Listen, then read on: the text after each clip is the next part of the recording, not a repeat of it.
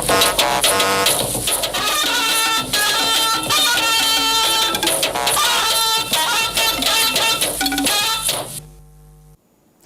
evening. Happy Workers' Day. Welcome to the news.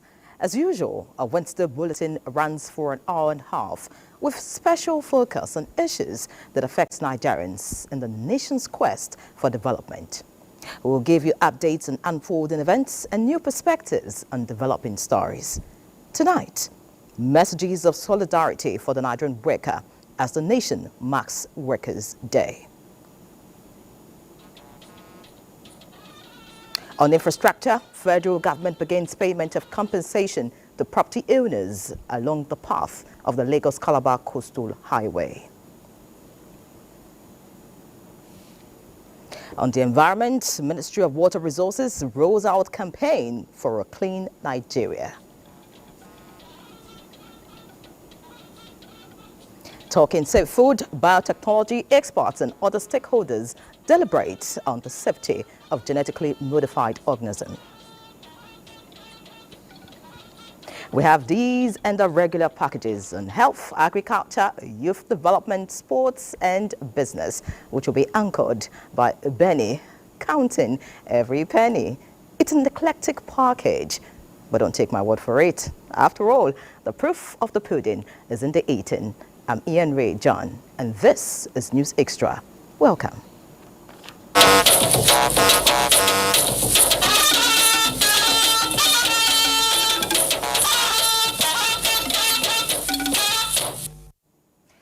President Bola Tinubu has assured the organized labor that their understanding, patience, commitment and support in the course of implementing his administration's policies and programs will not be taken for granted.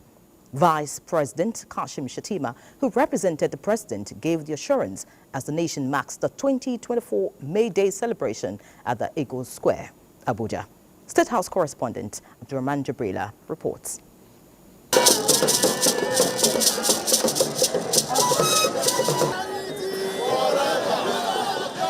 An event celebrated on the first day of May annually to honor the contributions of workers and appreciate their role in building resilient society and productive economic growth for national development.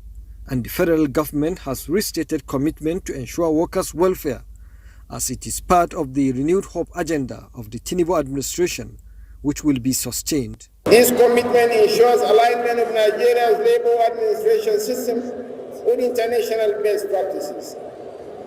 While the three pillars of the agenda seek to drive growth, equity and sustainability for present and future generations, they require us to prioritize investment in people's capabilities, enhance investment in work institutions, and promote decent and sustainable work. Vice President Kashim Shettima said a government is open to the tripartite suggestions of not only a minimum wage package, but a living wage, as every initiative undertaken by the Tinubu administration is geared towards transforming Nigeria into a nation that can truly provide for its people. With Nigerian workers, we cannot achieve a just and equitable society that caters to the needs of every member, including the strong and the weak, without fostering peace and unity. Our shared vision for national growth and development can only be realized in an atmosphere of industrial harmony and peaceful coexistence in every segment of our country. As the backbone of the workforce, the government appeals for continued use of power of the labor movement for a greater nation that will foster harmony and cooperation. In Abuja, Abdurrahman Jabrila, NTA News. The people first. The theme of the 2024 Workers' Day goes beyond a slogan, as labor unions in the country reaffirm their commitment in fueling the engine of national development with the welfare of Nigerian workers as top priority. It was all echoes of acknowledgement of the sacrifices of Nigerian workers at the 2024 Workers' Day celebration in Abuja, as the trade unions called for review of year of service for workers from 60 to 65 and 35 to 40 years. Ignatius Unko reports. A nation its workforce and the dynamics of socio-economic development. In time and space, workers have shown burning desire for national development. The resilience of the Nigerian workers remain their distinct feature. Nigerian workers! At the Eagle Square, Abuja, workers' unions in their colorful attires converged in commemoration of the 2024 Workers' Day.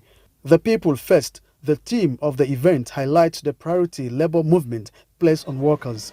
A day not just to drum support for a better working condition for workers, but to also draw the attention of government to critical national issues that need urgent attention. Putting people first isn't just a slogan. It is a moral imperative. Governance must prioritize the well-being of citizens. Our success as a nation hinges on policies that uplift and empower every individual. We must bridge the gap between the governed and the government. An immediate reversal of the unilateral hike in electricity tariff, enshrinement of service reflective tariff, and stoppage of segregation of consumers. Where every worker is valued. Minister of State for Labour Nkiru Konye-Jocha observed that the wage awards to workers and the ongoing review of the national minimum wage, which must take effect from May 1st, speak to federal government's commitment to ensuring socio-economic justice for Nigerian workers. You will recall that on January 30th, 2024, the federal government took a decisive step towards enhancing the welfare of Nigerian workers by inaugurating a 37-man tripartite committee on minimum wage.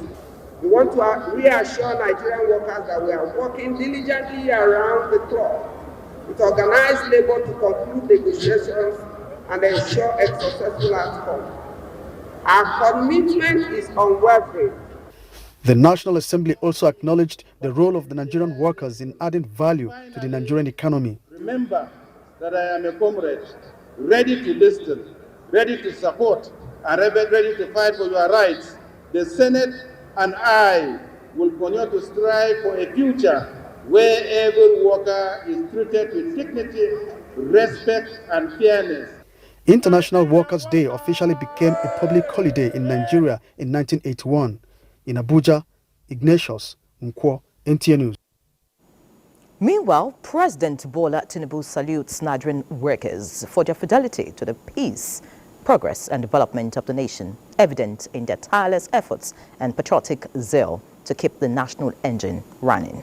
In a statement, the president celebrates all workers from the clerical officer who ensures the proper documentation and distribution of correspondence, the security officer who remains ever dutiful through all seasons, the teacher who secures the future of the nation by imparting knowledge to the next generation, and the doctor who works relentlessly to save precious lives.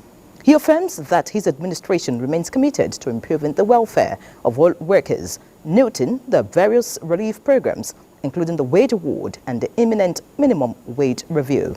President Tinubu strongly believes that the custodians of the nation's machinery deserve a fair wage and enhanced welfare, and that a laborer is deserving of not just any kind of wage. Also, President of the Senate, Godswill Akpabio, has assured Nigerian workers that the National Assembly and the executive arm of government would work collaboratively to give them a living wage and better working conditions. He gave the assurance in a statement congratulating workers as they commemorate the 2024 May Day.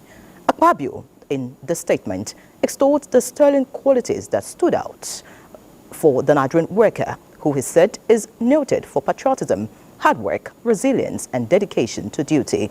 He assured that no Nigerian worker will again be allowed to work under inhuman conditions, as everything will be done to give workers the best. In the same vein, Speaker of the House of Representatives, Tajuddin Abbas, commends Nigerian workers for their immense contributions to the growth and development of the country. Speaker Abbas, in his message commemorating this year's Workers' Day, described workers as critical stakeholders in nation building, while charging them with patriotism and dedication to their fatherland. The Speaker assured them of better welfare under the administration of President Bola Ahmed Tinubu. Similarly, Nigeria's First Lady Oluremi Tinubu salutes the immense contributions of the nation's workforce, praising its dedication, resilience and innovation.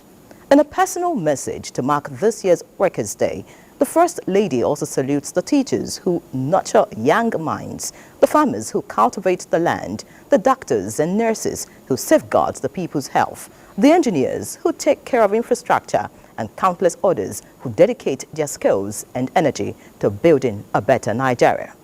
The First Lady says the country should not only celebrate workers, but also reflect on how they can be a better and more productive workforce. He urges them to continue to be sources of strength, prosperity, and national progress for the country. The driving force of any economy and progress of a country rests on the shoulders of the workforce.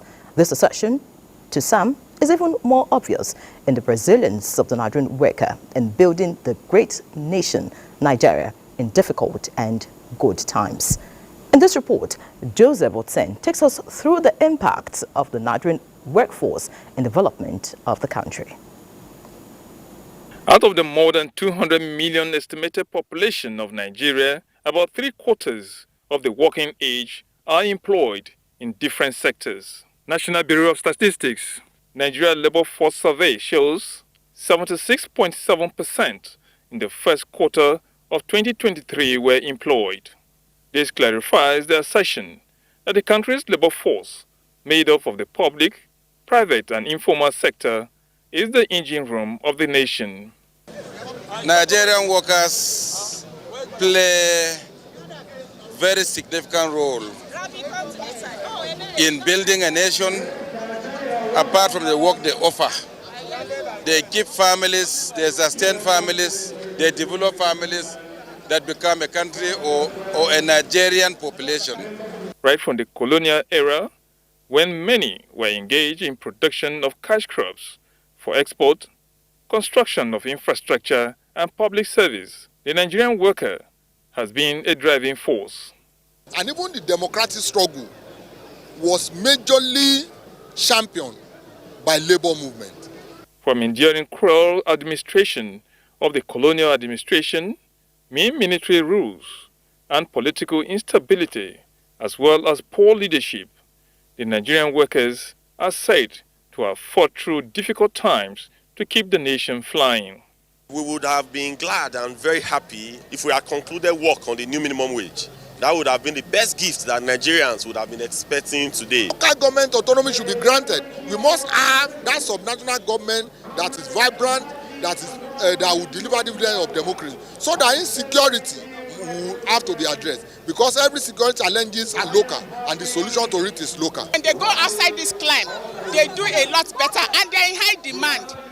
Though there are instances where workers had to embark on industrial action to press home their demands, Nigeria's ratification of International Labour Organization conventions stand as a guide in dispute resolutions.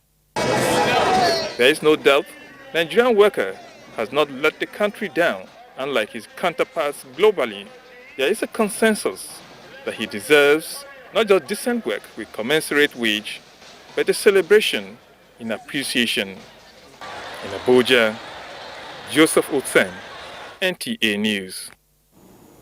Many thanks, Joseph. And joining us now is the former president of the Nigerian Labour Congress, also the former governor of Edo State, and now senator representing Edo North Senatorial District, Comrade Adams Oshomole. Good to have you on News Extra, Comrade. Thank you for having me. All right. Also with us here is the National President of the Senior Staff Association of Nigerian Universities, SANU, and affiliates of the Nigerian Labour Congress, Comrade Mohammed Haruna Ibrahim. Comrade Ibrahim also doubles as the National Internal Auditor of the NLC. Thank you for joining us, Comrade.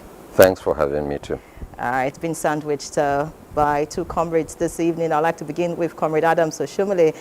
You've been on both sides as a union leader, now you're on the side of government. Could you tell us the high points of the struggle as a Labour leader for you?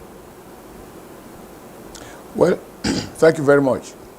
I don't see myself as being on the other side, because Labor's business is, among other things, to try and influence public policy, including issues of compensation, which is the one that most people readily refer to.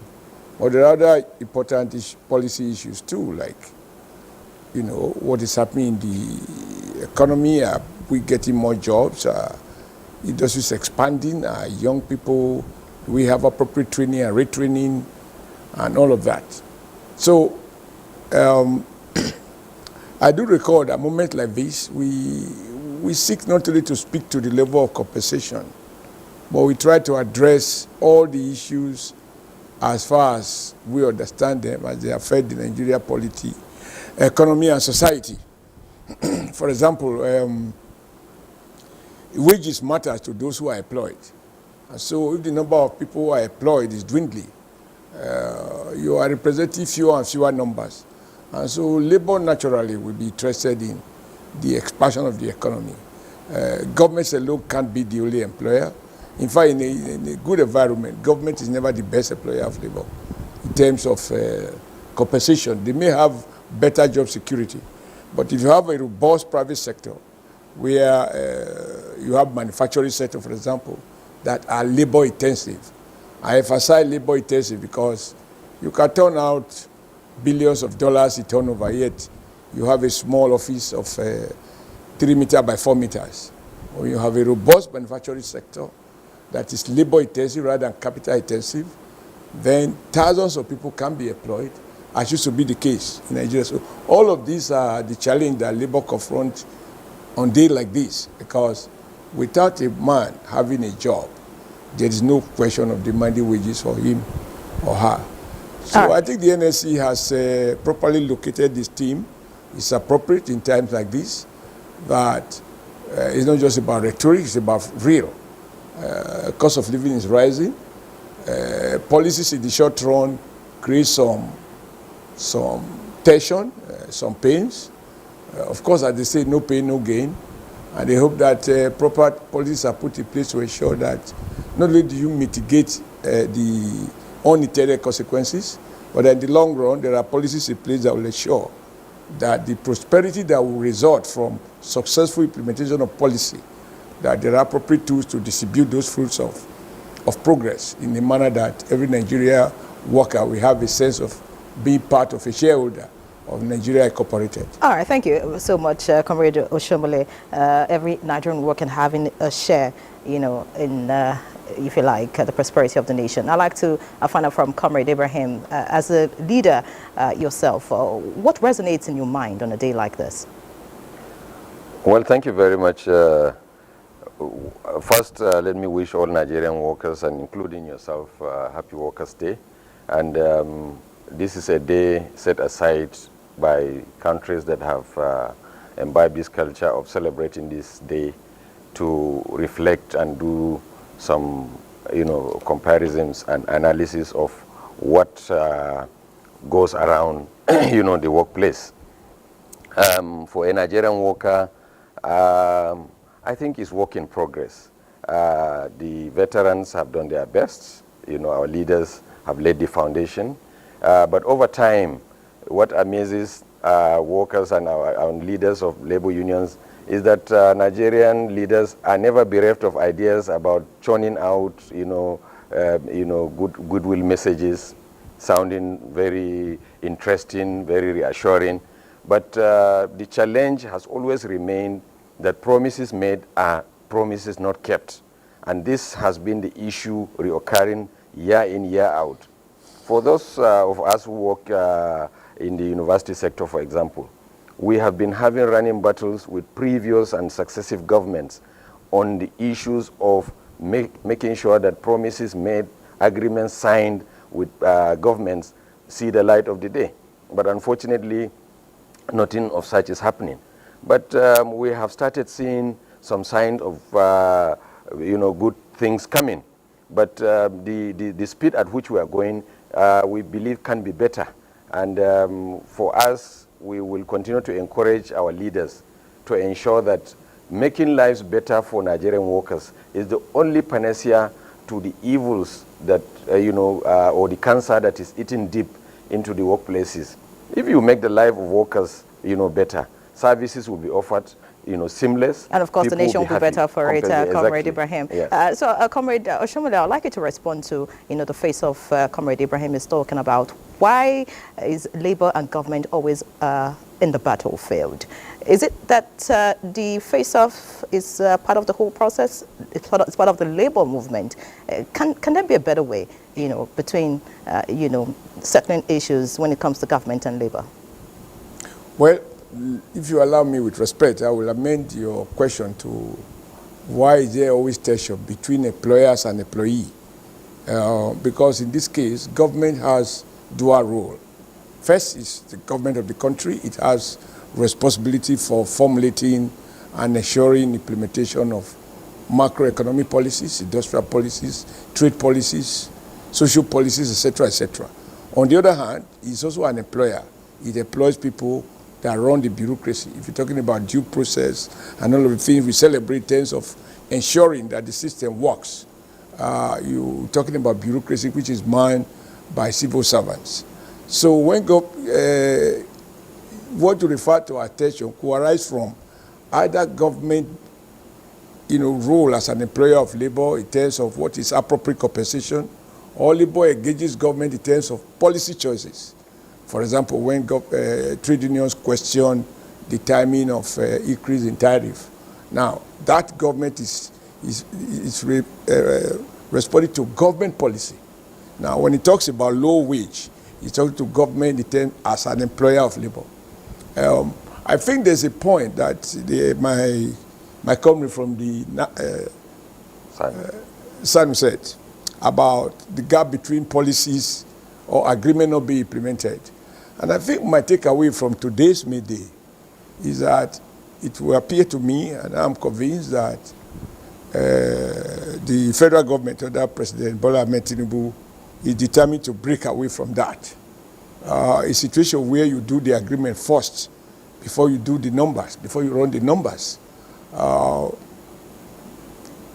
For me, it was profound that government recognizing that something needs to be done about the national minimum wage. Say, look, it will take us time to fix it.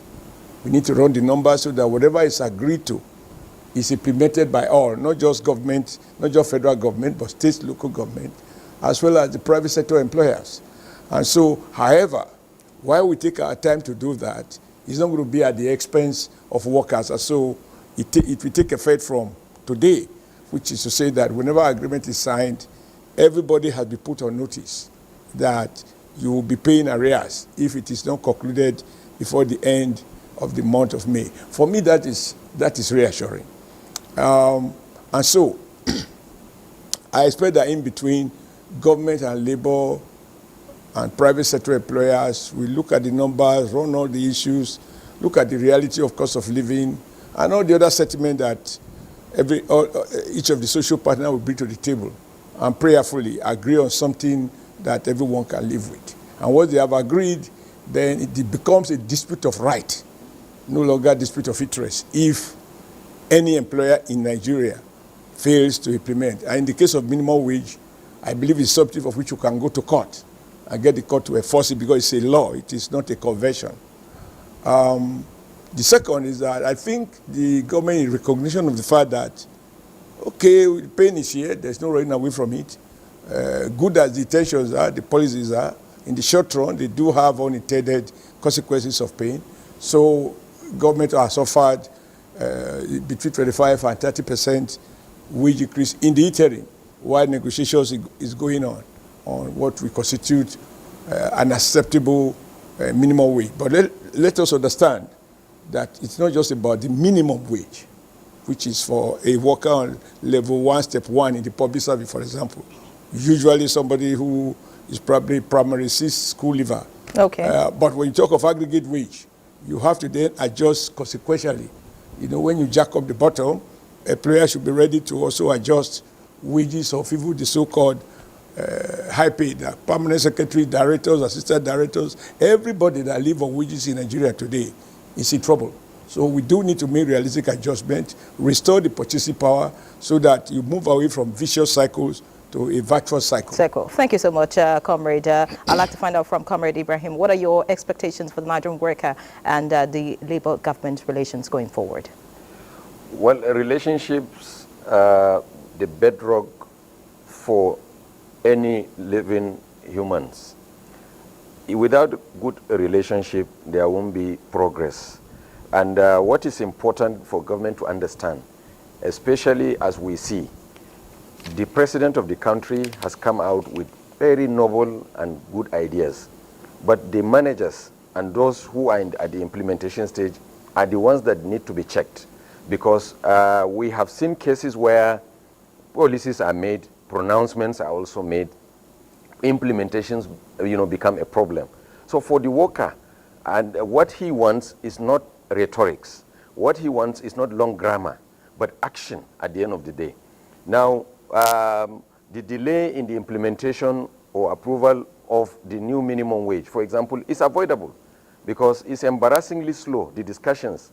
In the last 3 weeks, for example, the committee never sat.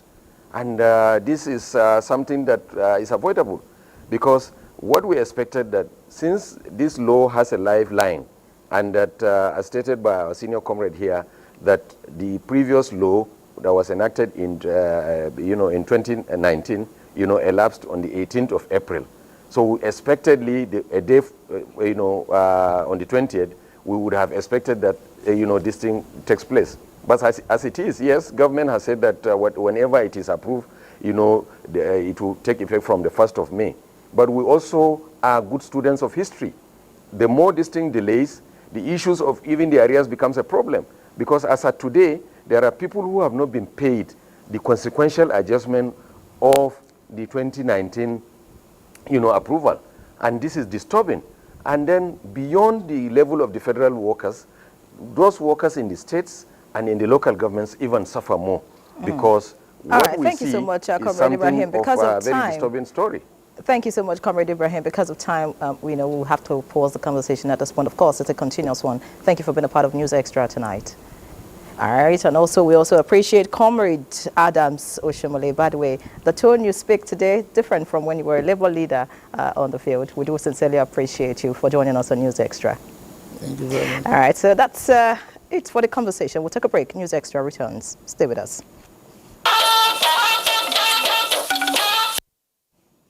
Thank you for staying.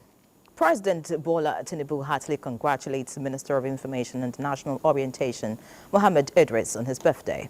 Mohammed Idris is a seasoned public servant, publisher and politician who has brought immense experience to bear in his role as Nigeria's Minister of Information and National Orientation.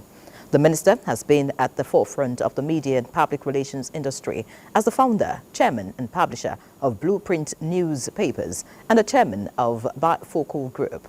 President Tinubu commends the minister for his diligence and noteworthy proclivity for balance and wishes him many more years and good health as well as success in his service to the nation.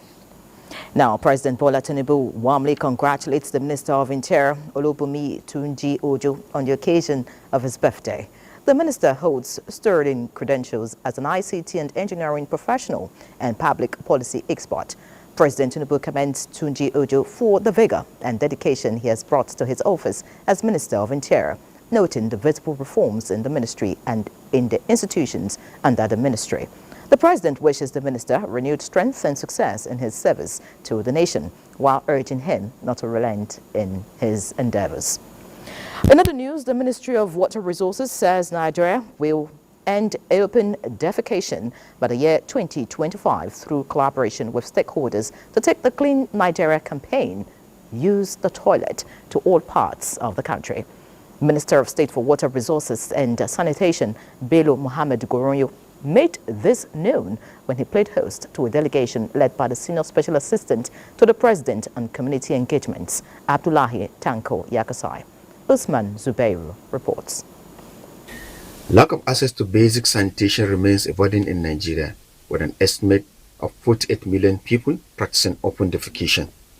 Currently, only 122 local government areas out of the 774 have been declared open defecation free. Minister of State for Water Resources and Sanitation, Bello Muhammad Goranyu, said the sanitation crisis poses a threat to the environment and to the health of citizens, particularly women, girls, and other vulnerable groups. He believes with a strong synergy with Senior Special Assistant to the President on community engagements will complement government efforts toward realization of the objectives, not only open defecation free, but in the area of water, sanitation, and hygiene. Leader of the delegation of Senior Special Assistant to the President on community engagements, Abdullahi Tonkoyaka, said, assured the Ministry of leveraging on their expertise and relationship they have built to take the campaign across the country. So we think this is one key area too that we have to partner with you and see how we can end open defecation. As an outcome of the visit, the Ministry and the delegation of Senior Special Assistants agreed to deepen collaboration and seek for improved funding of the program to meet 2025 target of ending open defecation. Let's end open defecation by year 2025. In Abuja, Usman Zubair, NTA News.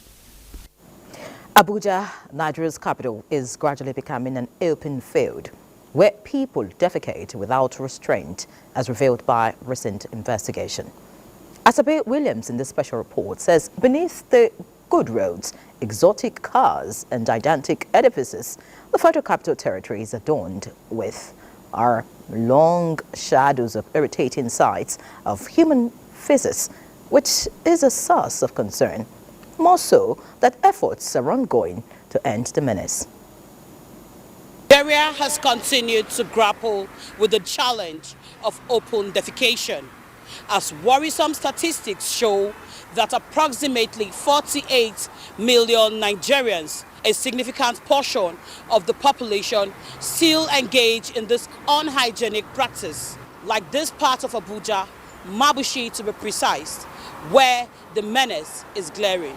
Passing bodily wastes in open areas has become a norm that thrives in many parts of the Federal Capital Territory, especially in the slums and suburbs. The side effect of open defecation is it increased rate of pollution, which affects global warming. It affects our immune system. It causes sickness. You understand, for someone to be inhaling bad odor, at least it has a negative part in our body. I'll really urge the government to at least create public toilets, at every junction, so that people can have places where they can at least, ease themselves.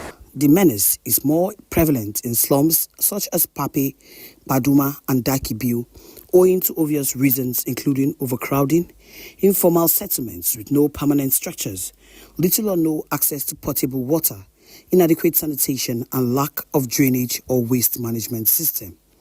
Registrar, Environmental Health Council of Nigeria, Yakubu Mohammed, who spoke to NTA News, confirms that houses in such areas do not have toilets, a disturbing health concern for the authorities. If we are able to really defecate in a safe and approved facility for the disposal, we won't be having this economic hardship of spending so much money in the course of hospitalization. However, it has become more worrisome that these eyesores are increasingly becoming a common sight on major streets in highbrow areas of the Nigerian capital.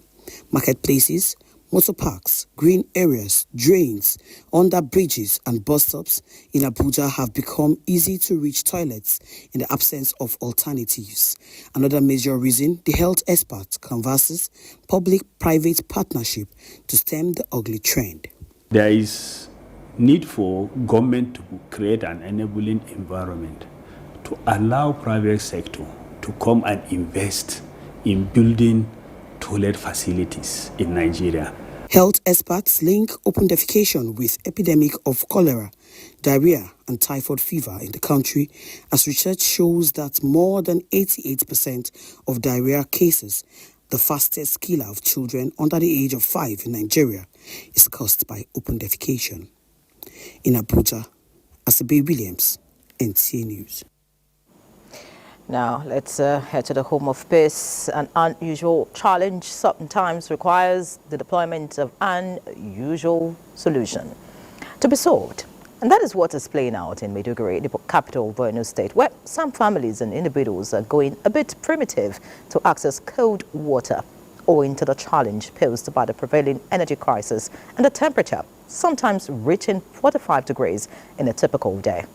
Zainab Adams is here to tell us more about this development now in vogue among families and individuals in the cosmopolitan city.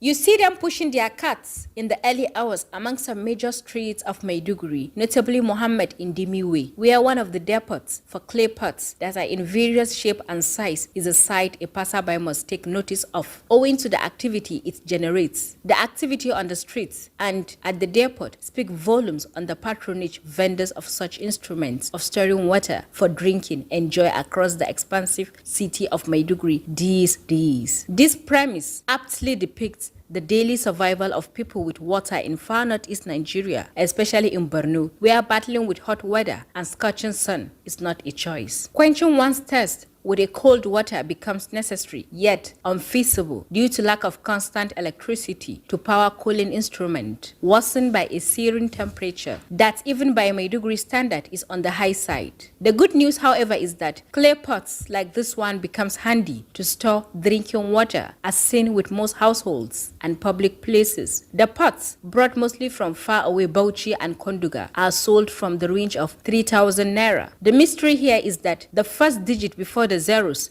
tells how many gallons of 25 liters gallon the pot accommodate. The one for 3,000 naira contains 3 25 liters gallon and vice versa. Why is it that almost every household has the clay pot and still go for more is the question put to some Maiduguri residents. It's so appealing to drink such kind of water. I decided to buy a new pot to replace the old one I am using in order to get cold water at all times. Drinking water stored inside clay pots is satisfactory. The clay pot is helpful to us. Sellers of the West said the patronage they enjoy these days is unprecedented, as they shared with the NTA. Pots are currently in high demand because of the hot weather. Considering the heat, there are people who cannot buy refrigerators and then go for the pots, which in turn boosts our market and as well benefit other people. Both the poor and the rich patronize us. They believe that the water is healthy.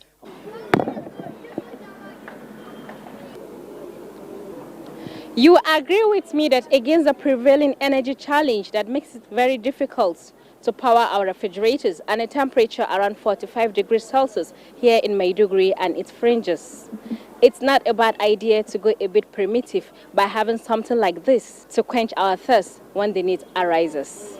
In Maiduguri, Zainab Adam, NTA News. Many thanks, Zainab. I'm sure that water must be refreshing. I'll be glad if we get one of those clay pots here in Abuja. All right, away from the home of peace, legal and business experts in Africa have stressed the need to continue to promote stakeholders' engagements towards ensuring the success of African Continental Free Trade Area, AFCFTA, agreement for the overall economic development of the African continent. This was the thrust of discussion at a one-day hybrid international seminar organized by the Nigerian Institute of Advanced Legal Studies. Judiciary correspondent Austin Ayembe reports.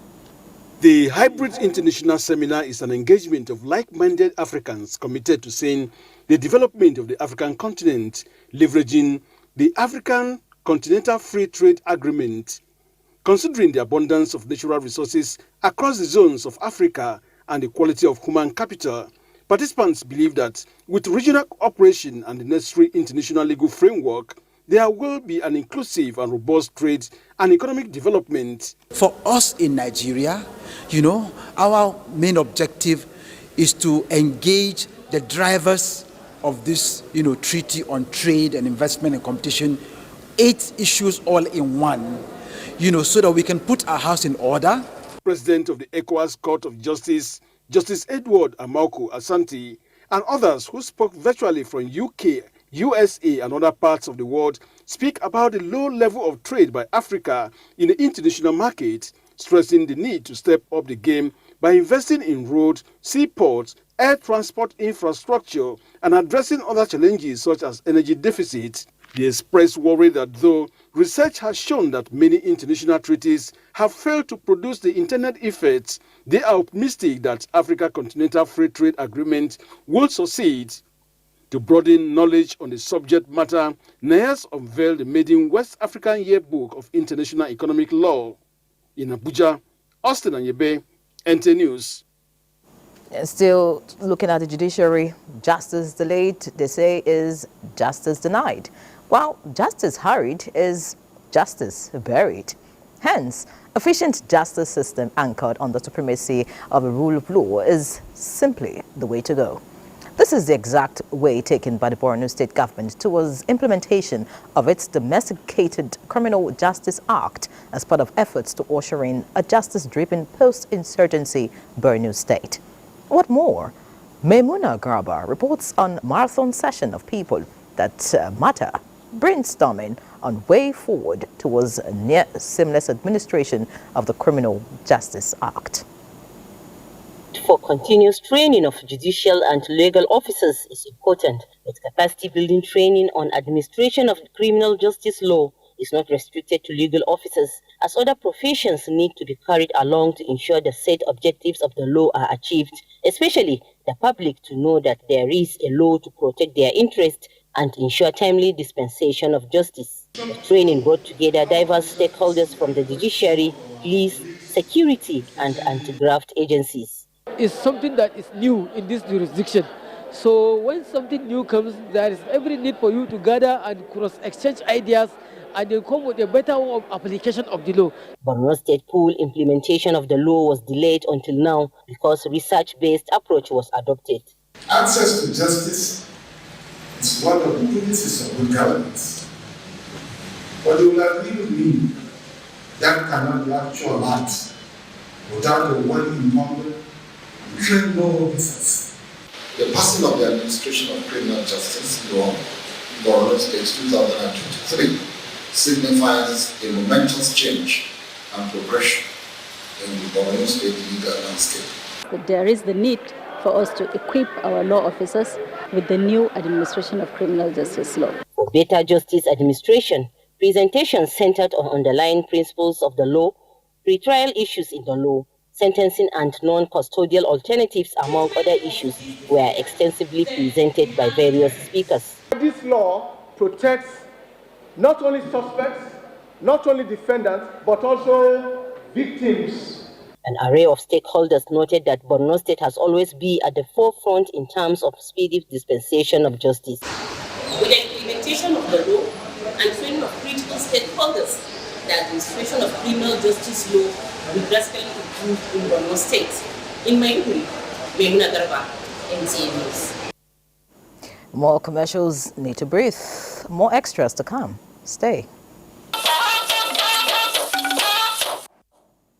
Thank you for staying. The National Commission for Refugees, Migrants and Internally Displaced Persons has begun the process of consultations for the voluntary repatriation of Nigerians in Chad and Cameroon. The Federal Commissioner, Tijani Aliyu Ahmed, stated this while addressing members of the Tripartite Working Group in Abuja. Ruth Aguele reports. These are members of the Tripartite Working Group, drawn from different parastatals and development partners, deliberating on plans that will begin the process of voluntary repatriation of Nigerian refugees in Chad and Cameroon, in line with its mandate of ensuring adequate protection of the rights of refugees in the country. The National Commission for Refugees, Migrants and Internally Displaced Persons, in partnership with the United Nations High Commissioner for Refugees, is already in consultations with the host countries to put the necessary modalities in place before their return. We look at all the issues to ensure that we didn't go outside the international best practice of repatriation, and to assure our Nigerians who are living in Chad and in Cameroon, and the government of the Federal Republic of Nigeria is making frantic effort to ensure their return back to the country. We are able to have participatory discussions with those who want to return back to understand what has prompted their desire to come back, Do they feel safe enough to come back? Where do they want to come back to? Are they informed of the conditions? Do they agree? And then we will offer them with documentation that states their profile, their family, and their specific needs. As part of intervention measures, efforts are on for the rehabilitation and reintegration of the prospective returnees. Out of about 21,000 Nigerians in Chad, 6,000 will be repatriated from the country, and 14,000 Nigerians in Cameroon are expected to return home in due time. In Abuja, Ruth Aguela, NTA News. Other stories now. The federal government has flagged off payment of compensation to property owners along the right of way on the Lagos-Calabar Coastal Highway, with the promise that the process of payment will be continuous. Larry Bilay, who was at the ceremony in Lagos, now reports. This ceremony is in a bid to make the compensation to the affected property owners as transparent as possible. The compensation process, the Minister of Works, David Umahi, described as a commitment of the federal government in ensuring that the effect of the road construction is cushioned. Mr. President says that this development must have two factors. One is the fear of God, the second one is human face. And that's what we have tried to do. By the human face of the new agenda administration, we are even paying for people that are illegally staying on the coastline and do not even have, valid infrastructure and valid documents. The program became an interactive session where property owners asked questions they consider unclear from the minister. Stakeholders and property owners expressed satisfaction at the expedited move for compensation. It was last month that we had this type of meeting that I was here, and I said the only thing is that they should not define in pay. And when they said checks are ready today, I was very happy. Lagos-Calabar Coastal Highway is a welcome development to the Niger Delta region. What the Honorable Minister for Works have just explained to us has shown us that they are building a new Nigeria. The Lagos-Calabar Coastal Highway has ushered in other projects to be considered that could be connected to the route. In Lagos, Lanwe, Milayi, NTA News. Let's take a look at the power sector now. The Transmission Company of Nigeria says grid disturbances and system collapses have reduced, contrary to reports in some quarters. A statement by TCN states that between 2020 to date, the grid recorded 20 times of total and partial disturbances compared to incidences between 2015 and 2019, where there was 85 incidents of grid disturbances. The reduction in grid disturbance in the last 5 years, TCN attributes to continuous efforts of the company in expanding the grid through in-house capacities to find solutions to grid stability. While expecting deployment of a SCADA system, TCN says it will continue to work hard to further reduce incident of grid collapse in the country. The United States pledges to initiate a special dialogue to advance Nigeria's ambition in international affairs. Deputy Secretary of State Kurt Campbell disclosed this to the media at the closing of the 6th Nigeria-U.S. Binational Commission meeting in Abuja. That the U.S. will support Nigeria's aspirations to join United Nations Security Council, G20, and other bodies. Garba Nata'ala feeds us. So I just want to underscore the United States stands with Nigeria in these ambitions. I don't need to tell you about the complexities of the Security Council, but we do believe that there are practical steps that both of us can take that will help advance what Nigeria seeks to achieve. That is the United States Deputy Secretary of State speaking on Nigeria's global aspirations at the 6th Binational Commission Conference between Nigeria and the United States, which again presented other areas of collaboration between the two countries. Commitments made involve expanding their trade volume, investing in Nigeria's energy sector, ensure food security, improving healthcare and technology, among other areas. However, despite progress in security, Minister of Foreign Affairs Yusuf Tuga acknowledges progress made in degrading Boko Haram in the northeastern part of Nigeria. He stressed banditry and kidnapping remain a major challenge. It's important to understand that Boko Haram has been completely degraded. Of course, we have challenges with banditry that are tied to some of the challenges we're being confronted with regards to local governments and local government administration, the effectiveness of local government. So this is something that partners like the U.S. can play a significant role. Employment is another concern that 5 working groups provided recommendations to, and in tackling some of Nigeria's challenges in health, cybercrime, agriculture and economic development, including adopting artificial intelligence. Having recognized Nigeria's potential, the United States encouraged more partnership and working closely, thereby bringing major concerns to an end. In Abuja, Garba Muhammad Natala, NTA News.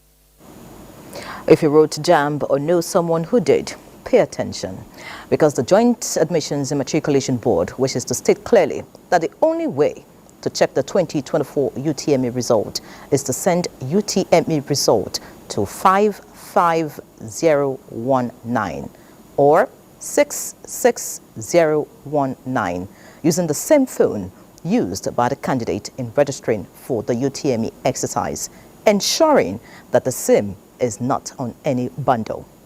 In a statement, the board says this is different from what was obtained last year. Hence, the results at the moment are not and cannot be found on the board's websites. Candidates are urged to follow the methods specified above to obtain their results and need not visit any cyber cafe or patronize any third-party entity to check their result. The public is also advised to be wary of any candidate parading printed result slip, as currently the result is not on any paper format as being circulated on social media by some individuals. Now, time to talk business. I got Benny Adams on a public holiday counting the penny. Benny, feed us. Thank you. Welcome to business. Calls for investments into Nigeria's free trade zones are beginning to yield results. This is as the AI industrial platforms, in collaboration with the African Finance Corporation and the African Development Bank, are injecting $3.5 billion into the scheme. Managing Director of the Nigeria Export Processing Zones Authority, Dr. Olufemi Ogunyemi, made the disclosure while presenting the declaration license to the industrial platform in Abuja. The investment is comprised of 3 enterprises that specialize in cotton garment production and processing, as well as that of solid mineral to be sited in the north, while additional enterprises with different specialties will be located in the east and west of the country. With ongoing conversations on the need for global collaborations towards sustainable development, the Director General of the World Trade Organization, Ngozi Okonjo-Iweala, says at the WTO, efforts are underway towards improving access to trade financing, and rules for digital trade governance are also being put in place towards MSMEs' growth. Digital trade is where the action is. Digitally delivered services trade is growing at 9% per year. It is a $4 trillion business now, and it is the fastest growing portion of trade. So we are very excited, but there are no rules governing it. So right now at the WTO, we have an e-commerce agreement being negotiated as a plurilateral. Now to the markets. UK's FTSE 100 ends session lower, with most Europe markets and Nigeria closed, while the federal decision also looms. Here's an update from the global market. We can take on business. Nyere, the rest of News Extra is over to you. Many thanks, Benny, for the updates. Looking at other news now, the House of Representatives Committee on Host Communities has expressed concern over the delay by the Nigerian Midstream and Downstream Petroleum Regulatory Authority, NMDPRA, in coming up with regulations guiding Midstream Host Community Development Trust Fund. The fund, prescribed by the Petroleum Industry Act 2021 to protect communities hosting oil and gas midstream facilities such as refineries, pipelines, and gas processing facilities, is yet to take off due to the absence of regulations by NMDPRA. Lydia Sampson has all the details. Speaking at the Stakeholders Consultative Forum on Midstream Petroleum Host Community Development Trust Regulations, the Chairman House Committee on Host Communities said it was worrisome that over 2 years after the PIA was signed into law, the regulations are still not ready. We have noted some of the challenges that the authority faces in the implementation of the PIA, particularly the omission of the midstream petroleum operations in section 240 sub 2 that provides for the funding of HCDTs. Our committee is ready and already taking necessary legislative steps to address these gaps. The PIA 2021 creates an opportunity for host communities to be directly involved in shaping how their developmental needs are addressed. The Authority Chief Executive Farouk Ahmed explained that the consultative forum will enable NMDPRA collate ideas, positions, and suggestions on the proposed draft regulation. Executive Director, Distribution System, Storage and Retail Infrastructure, who presented the Authority Chief Executive's message, explained that the issue on the draft regulations and the feedback received from stakeholders' concerns must be applicable to the host community, either in the midstream or the downstream. Indeed, this platform for us is a listening opportunity.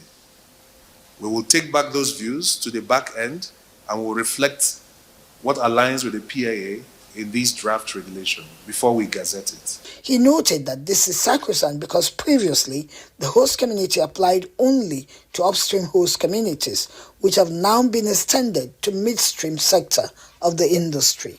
In Abuja, Lydia Sampson, NTA News.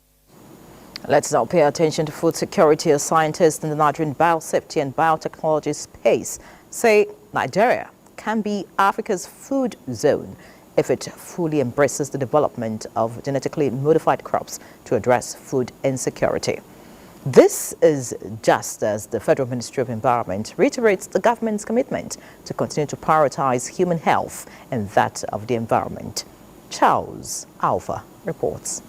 Concern over the safety of genetically modified crops has heightened recently, with some civil society activists kicking against its adoption as they alleged it is unsafe for Nigerians.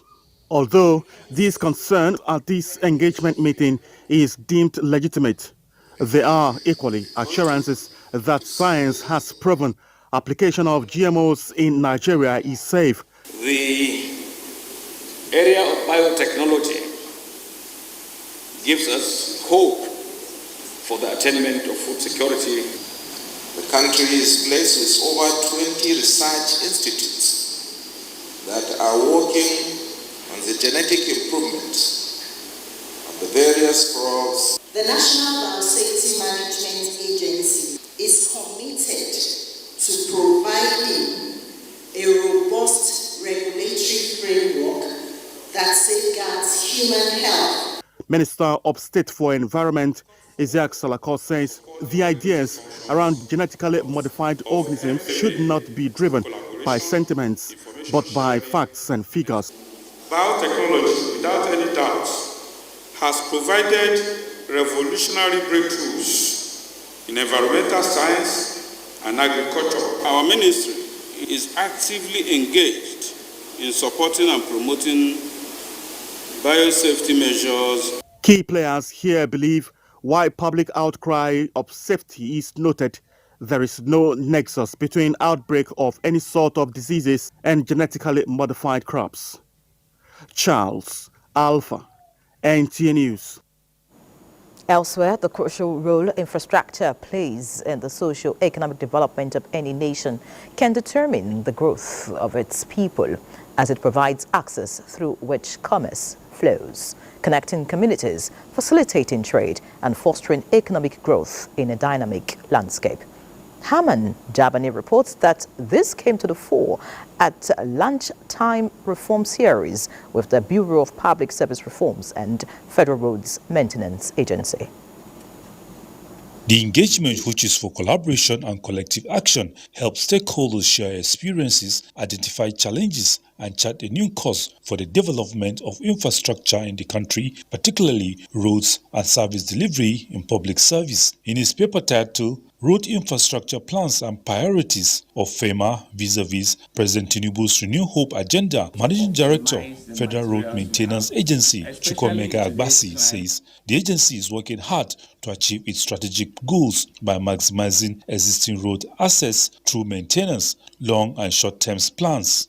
These initiatives will bring about maximizing the serviceability of the nationwide highway system that connects all major cities and regions as enshrined in the Renewed Hope agenda of the President to Nigerians. Director General, Bureau of Public Service Reforms, Dasuki Arabi, noted that the President's development agenda embodies a comprehensive blueprint for maintenance and construction of federal road networks. The efficient maintenance and expansion of our road networks are not merely infrastructure projects. They are pathways to progress, avenues of opportunity, and conduits of change. Within the context of this agenda, the role of FEMA is paramount. The two chiefs insist that attitudinal change for road users embracing the culture of maintenance through rehabilitation will aid all-round development. Haman Jabani, NTA News. Time for another break. Remain tuned.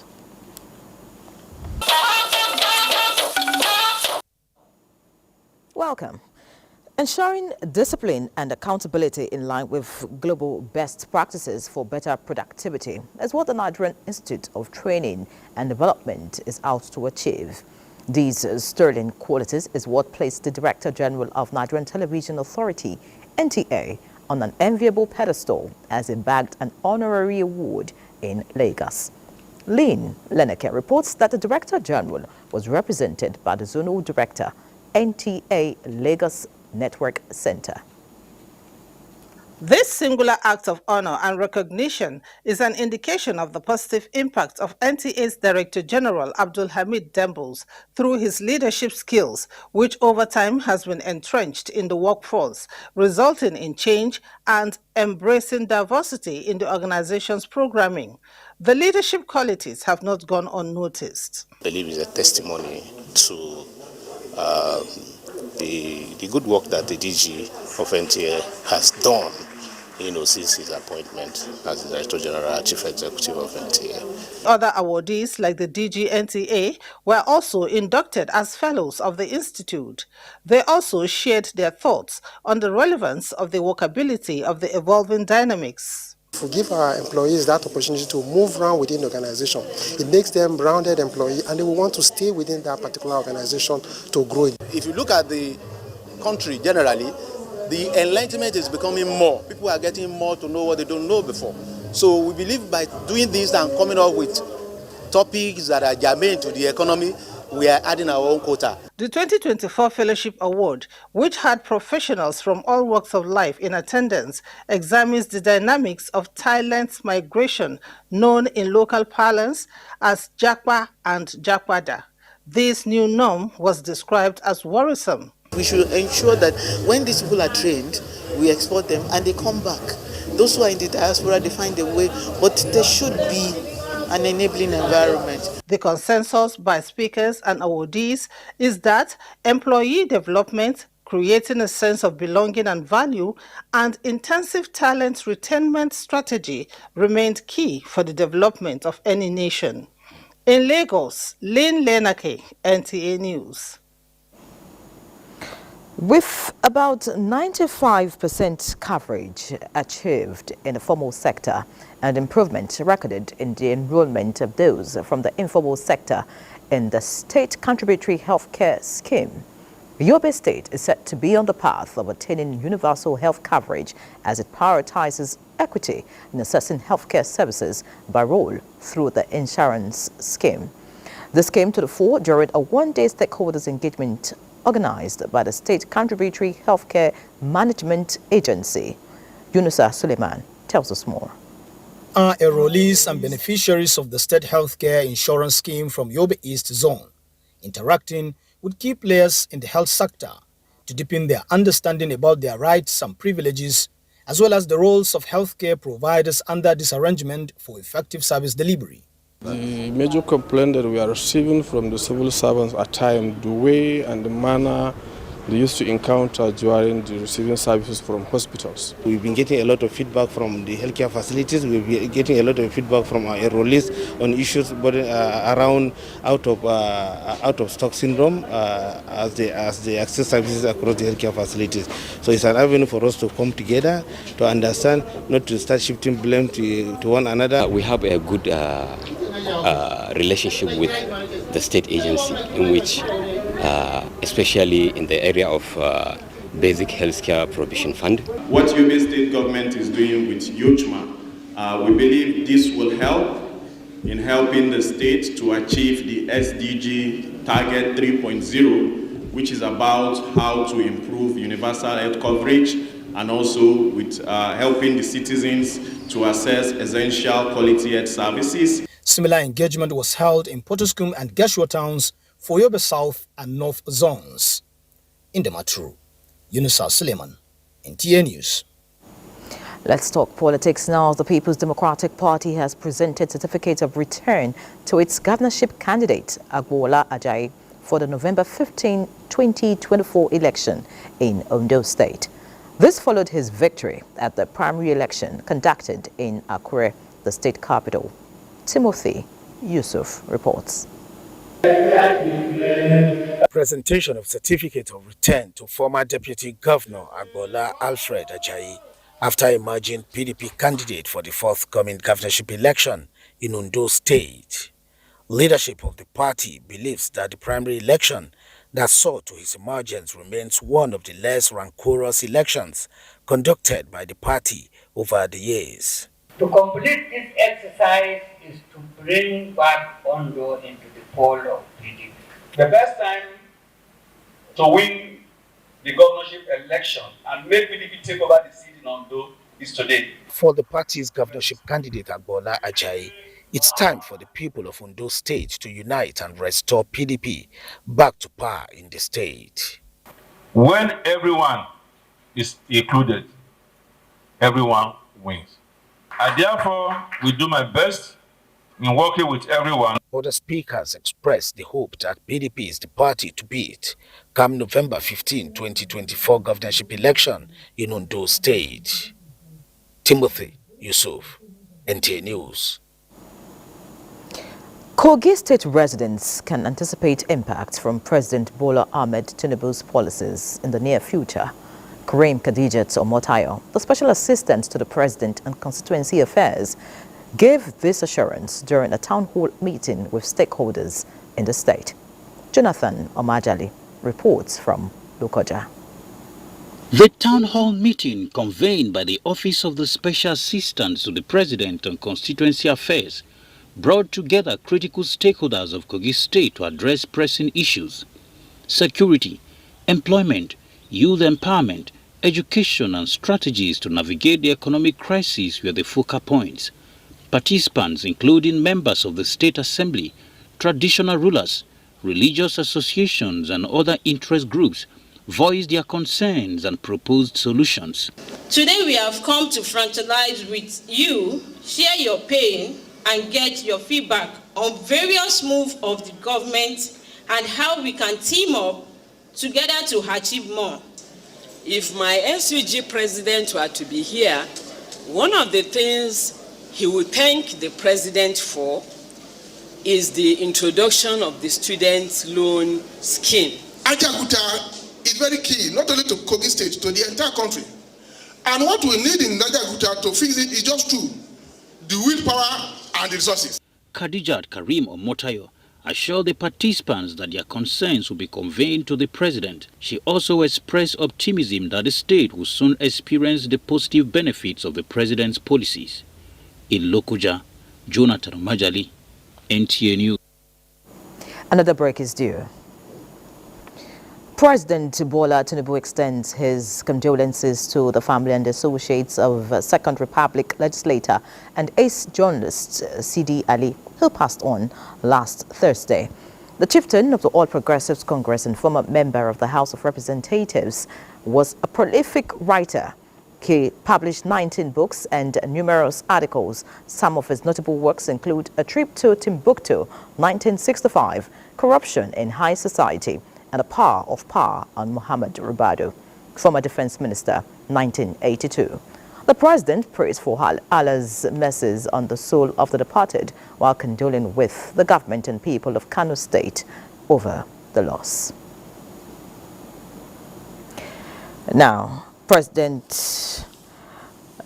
the family of late Pa Joseph Akinyele Ajayi announces the passing of their matriarch, Grace Morenike Aduni Ajayi, at the age of 101. Burial arrangements Thursday, 2nd of May 2024. Cultural display at Ilesha Yam Market Sellers at 10 a.m. Night of tributes at the Redeemed Christian Church of God, 55 Igbaye Street, Ilesha at 4 p.m. Friday, 3rd of May, commendation service at Methodist Cathedral, Otakwete, Ile at 10 a.m. Christian wake at her residence in Imesi, Ile. Saturday, 4th of May, 2024, funeral service at Methodist Cathedral of Peace at Otakwete, Imesi, Osun State. Interment follows immediately after the service. Now, time to take a quick check at the weather outlook for Thursday. To the weather forecast. For Thursday, we expect mostly cloudy morning across the country. However, there are prospects for overnight to early morning thunderstorms to affect parts of Taraba, some parts of southern Kaduna, Niger, Nasarawa, Kogi, and the Federal Capital Territory. These thunderstorms should also extend to parts of Edo, some parts of Delta, Ondo, Lagos, Akwa Ibom, Bayelsa, and Cross River State. We expect better chances for more thunderstorms during the afternoon and evening hours to affect most cities within the southern half of the country and the central states. We also expect isolated cases of thunderstorms over parts of the northern region. And that's all for the forecast. I remain Joyce Ogunleye. Please join us again.